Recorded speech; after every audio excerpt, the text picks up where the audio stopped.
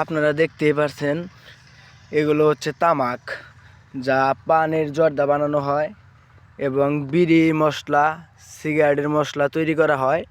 এগুলোই হচ্ছে তামাক। আর এইখানে দেখতেই পারতেছেন, এইখানে কিন্তু এগুলো বোনা হয়েছে।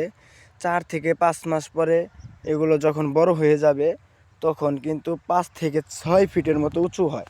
তখন একটা গাছের ভিতরে তখন পাতা থাকে এলো 6 থেকে 7টা 8টা 10টা, কখনো 10টাও হয়।